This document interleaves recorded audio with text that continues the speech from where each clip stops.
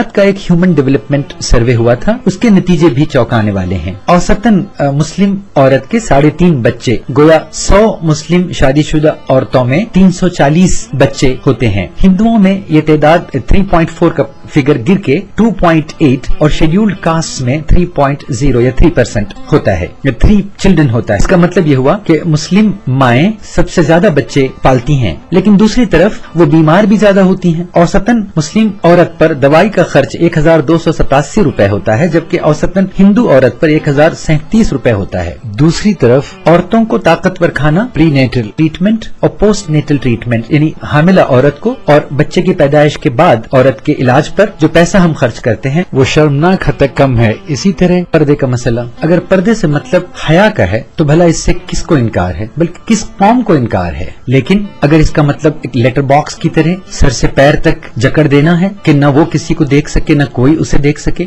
न वो किसी से बातचीत कर सके, न दुनियावी काम कर सके, तो फिर शायद ये पर्दे का सही मफहूम नहीं है। कुरान के मारूफ मुतरज्जिम मार्मदू पिक्तल ने पूरे एतमाद से कहा है कि हम इस तरह अपनी औरतों को हब्स दवाम यानी लाइफ इम्प्रिजनमेंट में रखते हैं। पिक्ताल का कहना है कि बर्रसगीर के अलावा पहले कहीं ऐसा पर्दा पूरी दुनिया में नहीं किया जाता था। मेरा अपना नजरिया इस सिलसिले में यह है कि पर्दे का ताल्लुक शर्म और हया से है, न कि नजर और आवाज की पाबंदी पर।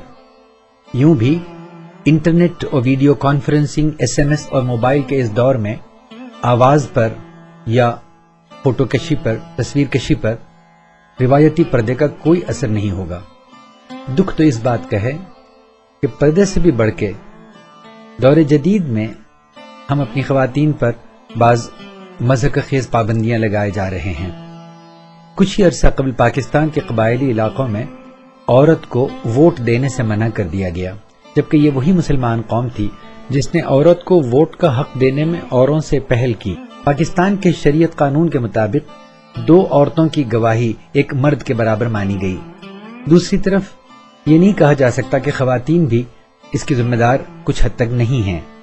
जब उनका बस चलता है तो वो भी बेइंतहा सितम कर लेती हैं, सास बहू पर, नंद भावज पर। इधर कुछ जदीद मुसलमान शहरी औरतें अपनी जदीदियत, मुसलमानियत और क़दामत परस्ती के दरमियान तवाज़ुन पूरी तरह नहीं बना पा रही है।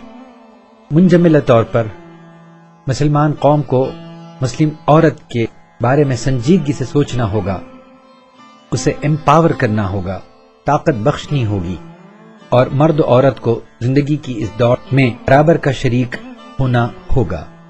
हमारी मुसीबतों की वजह में एक और बड़ी वजह मैं मानता हूं वो तसव्वुर जिसे हम नसीब समझते हैं या मकद्दर।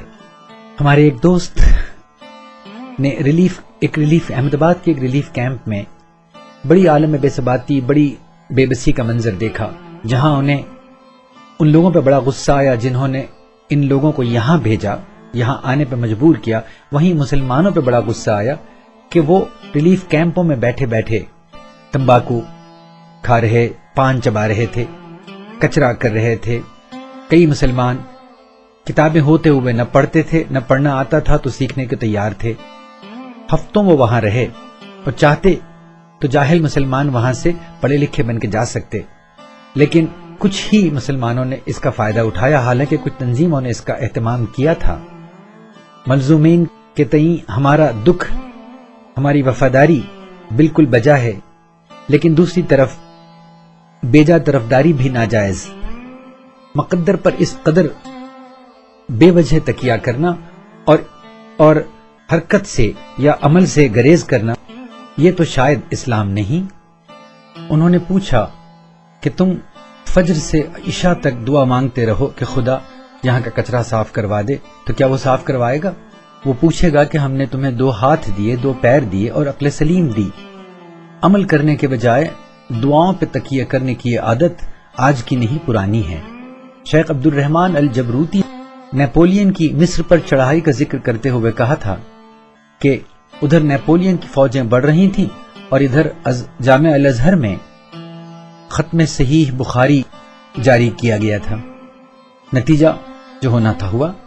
कुछ यही बात मौलाना आजाद ने गुबार खातिर में लिखी है कि जब रूसियों ने بخارا پہ حملہ کیا 19ویں صدی کے اوائل میں، بجائے ان کا مقابلہ کرنے کے مسلمانوں نے مساجد اور مدرسوں میں ختم خواجگان کا اہتمام کیا۔ خود گجرات میں فسادات کے دوران بعض افراد نے چلوں پہ جانا مناسب سمجھا۔ اس سے 1 سال قبل گجرات کے زلزلے میں خود ہم نے اپنے کانوں ایک مقامی سوسائٹی کے مولانا کو وہاں کے مقامی مسلمانوں کو مخاطب کر کے یہ کہتے ہوئے سنا کہ تمام مرد مسجد میں اکٹھے ہو جائیں اور خواتین اور بچے اپنے گھروں کے اندر چلے جائیں تاکہ ایک خاص نماز کا اہتمام کیا جا سکے۔ اب کون ان سے پوچھے کہ کیا زلزلوں میں مساجد منہدم نہیں ہوتی اور نہیں ہوئیں؟ ڈھیر ساری مسجدیں زلزلوں میں اور بعد میں پھر فسادات میں شہید ہوئیں، توڑی گئیں۔ کم و بیش یہی دردناک منظر درگاہوں میں دیکھنے کو ملتا ہے، جہاں لوگ مختلف طرح کی منتیں مانگنے آتے ہیں۔ ہم سے قریبی ریاست کی ایک مشہور درگاہ شریف کی زیارت کی غلطی ہو گئی۔ ہم نے ان کے دفتر میں جا کے محترم بزرگ کی لکھی تصانیف کی مانگ کی، ان کو خریدنے کی خواہش ظاہر کی، تو وہ ہمیں یوں دیکھ رہے تھے گویا ہمارے سر پہ سینگ اگائے ہوں۔ اشارتاً نہیں، کھلم کھلا انہوں نے ہماری توجہ ان دیغوں کی طرف مبذول کروائی جن میں بقول ان کے یہ طاقت تھی کہ وہ بے روزگار کو روزگار دلا دیں، غیر شادی شدہ کو جوڑا دلوا دیں۔ برسبیل تذکرہ گجرات کے ایک سابقہ پوسٹ ماسٹر جنرل نے ہم سے خود کہا کہ قریب کی ریاست کے ایک شہر میں وہاں کے ڈاکیے بڑی اہمیت رکھتے ہیں، کیونکہ وہ درگاہ کے متولیوں اور سجادوں کے نام منی آرڈر لے کر آتے ہیں، جس سے انہیں خاطر خواہ بخشش ملتی ہے۔